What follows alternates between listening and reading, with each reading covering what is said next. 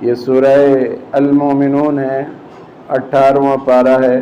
اللہ تعالیٰ اس میں فرما رہا ہے یقیناً ایمان والوں نے فلاح حاصل کر لی۔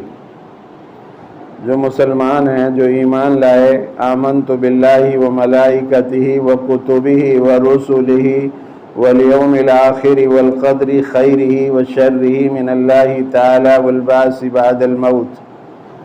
ایمان لایا میں اللہ پر اور اس کے فرشتوں پر اور اس کی رسولوں پر اور اس کی کتابوں پر اور آخرت کے دن پر اور تقدیر پر۔ جو بھی تقدیر میں بھلا برا آتا ہے وہ سب اللہ کی طرف سے ہے، اور مرنے کے بعد دوبارہ زندہ اٹھائے جانے پر۔ جن لوگوں کا یقین ان باتوں پر ہے، ان 7 باتوں پر ہے، ان کے بارے میں اللہ تبارک و تعالیٰ فرماتا ہے کہ یہ مومن کامیاب ہو گئے، فلاح کو پہنچ گئے، یہ جو ہے کامیاب ہو گئے دنیا میں بھی اور آخرت میں بھی۔ اللہ ایک ہے، اس کے سوائے کوئی عبادت کے لائق نہیں۔ وہی دن کو نکالتا ہے، رات میں سے دن کو لاتا ہے اور دن میں سے رات بناتا ہے۔ چاند اور سورج اسی کے نظام کے مطابق چل رہے ہیں، بارش اسی کے حکم سے ہوتی ہے، ہوائیں اسی کے حکم کی محتاج ہیں، موت و حیات، کامیابی ناکامی سب اس کے ہاتھ میں ہیں۔ ہمارا یقین جب یہ ہوگا تو اللہ تبارک و تعالیٰ ایسے ایمان والوں کے لیے خوشخبری سنا رہا ہے کہ یہ کامیابی اور فلاح کو پہنچ گئے، یہ مسلمان فلاح کو پہنچ گئے۔ اس کے بعد اللہ فرما رہا الذین هم فی صلاتہم خاشعون، جو اپنی نمازوں میں خشوع کرتے ہیں۔ خشوع کا مطلب یہ توجہ کے ساتھ نماز پڑھتے ہیں۔ ایمان کے بعد فوراً نماز کا حکم ہے، تو نماز کو توجہ کے ساتھ، خشوع اور خضوع کے ساتھ 2 رکعت نماز فجر میں ہے اور 4 رکعت ظہر میں ہے اور 4 عصر میں ہیں، 3 مغرب میں ہیں اور 4 عشاء میں ہیں۔ یہ نمازیں ہیں جن کے بارے میں قیامت کا روز اللہ آپ سے پوچھے گا، یہ قرآن سے ثابت ہیں۔ اس کے علاوہ جو آپ پڑھو گے وہ آپ کے لیے ذخیرہ ہے، نبی صلی اللہ علیہ وسلم کی سنت ہے۔ لَقَدْ كَانَ لَكُمْ فِي رَسُولِ اللَّهِ أُسْوَةٌ حَسَنَةٌ، تم سب کے لیے زندگی گزارنے کے بہترین نمونے اور طریقے وہ محمد الرسول اللہ صلی اللہ علیہ وسلم کے طریقے ہیں۔ خلاف پیمبر کسے راہ گزید کہ ہرگز بمنزل نہ خواہد رسید۔ جو آدمی اپنے نبی کے طریقے کے خلاف زندگی گزارے وہ ہرگز منزل مقصود تک نہیں پہنچ سکتا۔ اللہ کا حکم جو میں نے ابھی یہ نماز بتائی، یہ اللہ کا حکم ہے۔ باقی جو اور سنتیں آپ پڑھتے ہیں یہ سب نبی صلی اللہ علیہ وسلم کا طریقہ ہے۔ عبادت اتنی ہی بہتر ہے جتنی قرآن اور حدیث سے ثابت ہے۔ ابھی آپ کو میں دیکھ رہا ہوں، دیکھو برا نہ مانیے گا، آپ نے عشاء کی 20 رکعت تراویح پڑھی، اور جیسے عشاء کی 20 رکعت تراویح پڑھی اور وتر پڑھے فوراً آپ نے 2 رکعت کا اور باندھ لیا نیت۔ ارے ابھی تو آپ نے نفل 20 تو پڑھ لی، بعض کے نزدیک تو نفل ہیں۔ امام ابو حنیفہ صاحب رحمۃ اللہ علیہ فرماتے ہیں کہ سنت ہیں۔ مطلب ہمارا جو پچھلا رٹی رٹائی چیزیں انہی میں ہم لگے ہوئے ہیں۔ جمعے کے بارے میں لکھا ہے کہ جمعے کی 2 رکعت نماز امام کے پیچھے پڑھو اور پھر اس میں کچھ گیپ دو، تھوڑا سا کچھ ٹھہرو، گھر جا کر نماز پڑھو۔ ہمارے رٹی ہوئی نہیں، ابھی ساری یہیں پڑھیں گے۔ اور فرض ادا کر لو، فرض ادا کرنے میں کوتاہی نہ ہو نفل پڑھنے کی وجہ سے۔ میں نے دیکھا حج پر عمرہ پہ لوگ جاتے ہیں تو وہاں پہلے اتنی محنت کر لیتے ہیں، پھر فرض ادا کرنا مشکل ہو جاتا ہے۔ تو بہرحال یہاں پر یہ بتا رہا ہوں کہ نماز اپنی خشوع کے ساتھ، توجہ کے ساتھ، اللہ کے رسول صلی اللہ علیہ وسلم نے ارشاد فرمایا بہت سے لوگ بدترین چور وہ ہیں جو نماز میں سے چوری کریں۔ صحابہ نے آپ سے عرض کیا یا رسول اللہ صلی اللہ علیہ وسلم نماز میں سے انسان کیسے چوری کر سکتا ہے؟ ارشاد فرمایا اس کو توجہ سے نہ پڑھنا، اس کے رکوع سجدے اطمینان سے ادا نہ کرنا، یہ نماز کی چوری ہے۔ اس کے بعد اللہ فرما رہے ہیں والذین هم عن اللغو معرضون، جو لغویات سے منہ موڑ لیتے ہیں، لغو باتوں سے، فضول باتوں سے منہ موڑ لیتے ہیں، اعراض کرتے ہیں، نہیں سنتے۔ ان کی بھی تعریف ہو رہی ہے، جو ایسے لوگ ہیں جو برے کاموں سے دور رہتے ہیں، لغو باتوں سے دور رہتے ہیں، اپنے کانوں میں اچھی چیز ڈالتے ہیں، اچھی آواز ڈالتے ہیں، قرآن سنتے ہیں، حدیث سنتے ہیں، اذان کی آواز سنتے ہیں، یوں جو کہ لغویات سے اعراض کر لیا، جس نے منہ موڑ لیا شیطانی چیزوں سے، یہ بھی فلاح کو پہنچ گیا۔ یہ صفات بیان ہو رہی ہے ایمان والوں کی۔ پہلے تو اللہ نے فرمایا یہ لوگ کامیابی کو پہنچ گئے، پھر ان کی صفات کے کیا کیا چیزیں ہونی چاہیے انسان کے اندر، تو یہ اللہ بیان فرما رہا ہے جو لغویات سے منہ موڑتے ہیں۔ والذین هم للزکاة فاعلون، جو زکوٰۃ ادا کرنے والے ہیں۔ زکوٰۃ بھی اسی طرح جیسے نماز آپ نے پڑھی، اسی طرح زکوٰۃ ہے، سال نصاب کا سال پورا ہوتے ہی آپ پر زکوٰۃ فرض ہے۔ جیسے وقت نماز کا ہوا فوراً آپ کو نماز پڑھنی، اسی طرح جیسے آپ کا سال پورا ہوا زکوٰۃ پر فوراً آپ کو زکوٰۃ دینی ہے۔ اللہ کے رسول صلی اللہ علیہ وسلم کے زمانے میں آپ نے ایک قاصد بھیجے تھے کسی قبیلے کے یہاں، تمیم داری رحمۃ اللہ علیہ کے قبیلے میں ولید بن مغیرہ غالباً بھیجے تھے۔ انہوں نے آ کر کے نہیں کہہ دیا کہ جی وہ تو زکوٰۃ دینے سے انکار کر رہے ہیں، یا کسی اور نے کوئی اور معاملہ تھا، تو اللہ کے رسول صلی اللہ علیہ وسلم نے اپنے صحابہ سے فرمایا ہتھیار اٹھاؤ، جنگ کریں گے، اس سے جہاد کریں گے جو زکوٰۃ نہ دیں۔ فوراً اس قبیلے کے ایک آدمی آیا اور کہا کہ جی اس میں ہمارے پاس تو آپ کا کوئی قاصد پہنچا ہی نہیں۔ پھر آسمان سے جبرائیل علیہ السلام آئے کہ جب تک کوئی چیز کی تحقیق نہ ہو جائے آپ جو ہے اس کا جو ہے یقین مت کیجئے کسی کا۔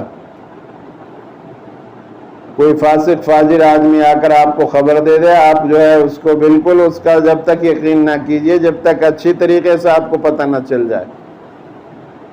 تو زکوٰۃ پر اللہ کے رسول صلی اللہ علیہ وسلم برہم ہو گئے، زکوٰۃ نہ دینے والوں پر۔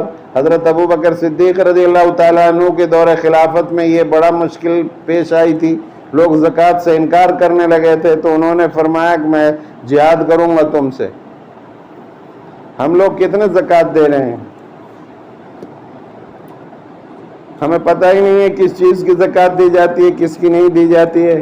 جانور ہیں آپ کے پاس، بھیڑ بکریاں ہیں، کاشتکاری ہے، ان سب پہ زکوٰۃ آئے گی۔ ہیرے جواہرات ہیں، سکے ہیں، چاندی سونے کے، یا آپ کے پاس کرنسی جو آج کی کرنٹ یہ چیزیں ہیں، ان سب کی زکوٰۃ جاتی ہے۔ یہ تو کم سے کم مقدار بتائیے اللہ کے رسول صلی اللہ علیہ وسلم نے، 52.5 تولہ چاندی اگر آپ کے پاس ہے تو یہ آپ کی مقدار پوری ہو رہی ہے زکوٰۃ کی، اور آپ کسی کے قرض دار بھی نہیں ہیں، یا اس کے بقدر آپ کے پاس پیسہ ہے اور 1 سال گزر گیا آپ کسی کے مقروض نہیں ہیں، تو آپ کو شریعت نے مالدار قرار دیا۔ اب آپ کو 100 روپے پر 2.5 روپے نکالنا ہے، 1 کروڑ پر 2.5 لاکھ، 1 لاکھ پر 2.5 ہزار نکل گیا تو کیا فرق پڑتا ہے؟ اللہ کے یہاں جمع ہو رہا ہے، آپ کا مال سیف ہو رہا ہے، آپ کا مال جلے گا نہیں، چوری نہیں ہوگا، بیماریوں میں نہیں جائے گا، رشوت میں نہیں جائے گا۔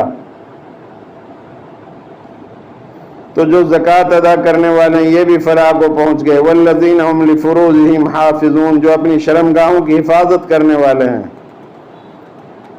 نکاح کرو اور جو اپنی خواہشات آپ پوری کر سکتے ہیں۔ اسلام میں گرل فرینڈ بوائے فرینڈ نہیں ہے، آپ نکاح کر سکتے ہیں۔ اللہ تعالیٰ فرما رہے ہیں الا علی ازواجہم او ما ملکت ایمانہم فانہم غیر ملومین، بجز اپنی بیویوں اور ملکیت کی لونڈیوں کے، یقیناً یہ ملامتیوں میں سے نہیں ہیں۔ پہلے زمانے میں لونڈیوں کا رواج تھا، وہ بھی مال ہوتی تھی، وہ بھی مال ہی ہوتا تھا انسان کا۔ اس زمانے میں لونڈیاں نہیں ہیں، آپ کو نکاح کرنا پڑے گا۔ نکاح مشکل کر دیا ہم نے، زنا آسان کر دیا۔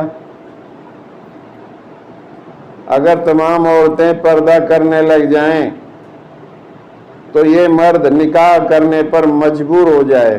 اللہ تعالیٰ قرآن میں فرما رہا وَلَا تَقْرَبُوا الزِّنَا، زنا کے قریب بھی مت جاؤ۔ بھئی جب زنا ہو رہا ہے 500 روپے میں عورت مل رہی ہے تو آپ کیوں نکاح کرو گے؟ نکاح تو اسی لیے نہیں ہو رہا۔ شریعت کا قانون ہے اگر کوئی شادی شدہ زنا کرتا ہے تو اس کو قتل کر دو، پکڑا جائے، اس کی شہادت موجود ہوں، اور اگر بغیر شادی شدہ ہے تو کوڑے لگاؤ اس کے۔ تو نکاح آسان کرنے چاہیے، صحابہ نے نکاح کو آسان کیا، اور زنا مشکل تھا ان کے زمانے میں۔ ہمارے زمانے میں زنا بہت آسان ہے، جگہ جگہ اڈے کھلے ہوئے ہیں، اور نکاح بہت مشکل ہے۔ اس کے بعد اللہ فرما رہے ہیں فَمَنِ ابْتَغَىٰ وَرَاءَ ذَٰلِكَ فَأُولَٰئِكَ هُمُ الْعَادُونَ، جو اس کے سوا کچھ اور چاہیں وہی حد سے تجاوز کرنے والے ہیں۔ وَالَّذِينَ هُمْ لِأَمَانَاتِهِمْ وَعَهْدِهِمْ رَاعُونَ، جو اپنی امانتوں اور وعدوں کی حفاظت کرنے والے ہیں۔ اللہ کے رسول صلی اللہ علیہ وسلم نے فرمایا جو امانت میں خیانت کرے، وعدہ کرے، خلاف کرے، یہ منافق ہے۔ ہمارے نبی نے ہمیشہ اس کی پاسداری کی، امانتوں کی حفاظت اور وعدوں کو پورا کرنا۔ والذین هم علی صلاتهم یحافظون، جو اپنی نمازوں کی نگہبانی کرتے ہیں۔ اولئک هم الوارثون، یہی وارث ہیں۔ الذین یرثون الفردوس هم فیہا خالدون، جو فردوس کے وارث ہوں گے جہاں وہ ہمیشہ رہیں گے۔ نمازوں کی حفاظت کا مطلب، نگہبانی کا مطلب یہ ہے کہ وقت ہوتے ہی نماز ادا کرنا، جیسے وقت ہوا فوراً نماز۔ اللہ تبارک و تعالیٰ نے نمازوں کو وقت مقررہ پر فرض کیا ہمارے لیے۔ اب ایسا نہیں کہ ظہر کی نماز آپ عصر میں پڑھ رہے ہیں، عصر کی نماز مغرب میں پڑھ رہے ہیں۔ تو نمازوں کے اوقات کی حفاظت کرو، جیسے نماز کا وقت ہوا فوراً آپ نماز پڑھو، یہ ہے نگہبانی نماز کی۔ مومن کا دل مسجد میں اٹک رہا ہو، مومن ابھی جا رہا ہے، پھر اس کو ظہر کی فکر ہے، یہ ہے نگہبانی کرنے والے نمازوں کی۔ یہ ہے اوقات کے پابند، جو مسجد سے جڑ جاتا ہے پھر تمام چیزوں میں کامیاب ہو جاتا ہے۔ وہ اس کے وقت جو ہے مقرر ہے، مجھے اتنے وقت میں وہ پڑھنی ہے، مجھے اتنے وقت میں عصر پڑھنی ہے، ظہر پڑھنی ہے۔ یہ جو ہے جو نماز مسجد سے جڑ گیا وہ جو ہے پھر کامیاب زندگی گزارے گا۔ اور پھر ان کے بارے میں اللہ تبارک و تعالیٰ فرما رہے ہیں کہ جن لوگوں کے اندر یہ صفات ہیں وہی جنت الفردوس کے وارث بنیں گے، اور وہ ہمیشہ ہمیشہ رہیں گے، کبھی ان کو نکالا نہیں جائے گا، کبھی ان کی جوانی کم نہیں ہوگی، اور کبھی جو ہے ان کی نعمتوں میں زوال نہیں آئے گا، اور کبھی وہاں کوئی بیماری نہیں ہوگی، وہ ہمیشہ ہمیشہ کے لیے کامیاب ہو جائیں گے۔ یہ صفات اپنے اندر پیدا کر لو، انشاءاللہ دنیا میں بھی عزت کے ساتھ زندگی گزارو گے، اور آخرت کے اندر ہمیشہ ہمیشہ کامیابی کی زندگی گزارو گے۔ کبھی اللہ وہاں ناراض نہیں ہوگا، کبھی آپ کی نعمتوں میں زوال نہیں آئے گا، کیونکہ یہی فردوس ہے جو بہت بڑی فردوس ایک جنت کا نام ہے جو اعلیٰ طبقہ ہے فردوس کا۔ یوں تو ہر مسلمان جنت میں جائے گا، لیکن وی آئی پی جو جنت ہے وہ فردوس ہے، اس کی دعائیں مانگا کرو آپ اللہ سے۔ میں نے مختصر طور پر ان آیاتوں کا ترجمہ کیا، ان کی تفسیر بہت لمبی ہے۔ دعا کریں اللہ ہم سب کو عمل کی توفیق عطا فرمائے۔